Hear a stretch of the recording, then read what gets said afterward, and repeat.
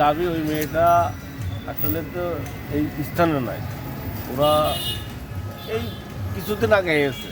আর আমাদের এই গোরস্থানটা আমাদের মহল্লার, আর ওই ফ্যামিলিটা খারাপ, আর ওই মেয়েটার চরিত্রটা সেমন ভালো নয়। আমরা চাইনি আমাদের এই মহল্লা গোরস্থানের মাটি দেওয়ার জন্য ইয়ে করি। আমরা 8 নম্বর ওয়ার্ডে দৌলতদিয়ারে যুব সমাজের উদ্যোগ দিয়ে যে ফ্যামিলির যে মেয়েটা মারা গিয়েছে, আসলে আমাদের কিন্তু স্থানীয় না, সে এক এক সময় এক এক রকম জায়গায় থাকে, তার চরিত্রটা কীরকম সেটা আমরা বলতে পারবো না, অথচ খারাপ আমরা জানি আমাদের জানা মতে।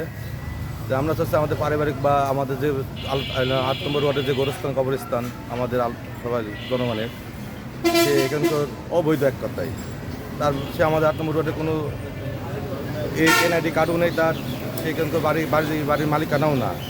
তাদের বাপের বাড়ি রেলবাজার, রেলপাড়া, ওখানে কবরস্থান আছে, ওখানে দিক বা ওনার বাপের এলাকায় দিক, না হলে ওনার স্বামী যেখানে আছে সেখানে দিক। আমরা যারা এখানে গোরস্থানে মাটি দেওয়া হয়, এরা সবাই কম বেশি টাকা পয়সা দিয়ে এই গ্রামের মানুষ এই গোরস্থানটা তৈরি করেছে, এটা হচ্ছে প্রথম কথা।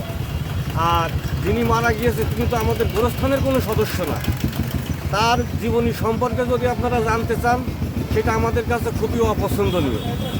কিন্তু সে মারা গিয়েছে, আল্লাহ পাক তার বিচার যেটা হয় সেটা আল্লাহ পাক করবে, এটা আল্লাহ পাকের ইচ্ছা। তার বান্দাকে আল্লাহ পাক ক্ষমা করতেও পারে, নাও পারে।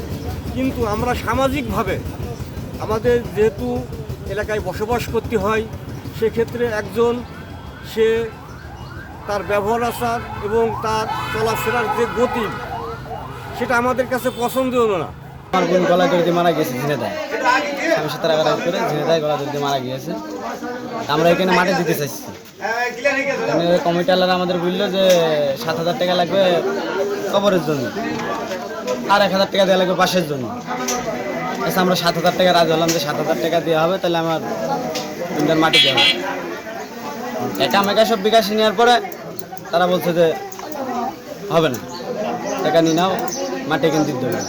একটা মেয়ে মারা গিয়েছে, নাম সুবর্ণা, গলায় দড়ি দিয়ে, ঝিনাইদা, বাড়ি এখানে ভাড়ায় থাকে। কিন্তু এখানে নিয়ম আছে যে টাকা দিয়ে মাটি দিতে হয়। তো 7,500 টাকা চেয়েছে, তারা বিকাশ করে 7,000 টাকা পাঠিয়েছে। এখন বলছে যে মাটি দিতে হবে। তাহলে এই লাশের অবস্থাটা কি হবে, কোথায় মাটি হবে? তারা দীর্ঘদিন দৌলতদিয়ারে আছে, কিন্তু অর্থ সম্পদ না থাকার কারণে জায়গা জমি কিনতে পারিনি। কিন্তু এই কয়দিনে একটা কমিটি হয়েছে, এই কমিটি আপনার টেকা ছাড়া আমার লাশ মাটি দিতে দেবে না। এর আগেও ছিল, তারা এই ধরনের ছিল না, কিন্তু এরা তো গোরস্থানের নামে দোকান খুলে বসে রয়েছে।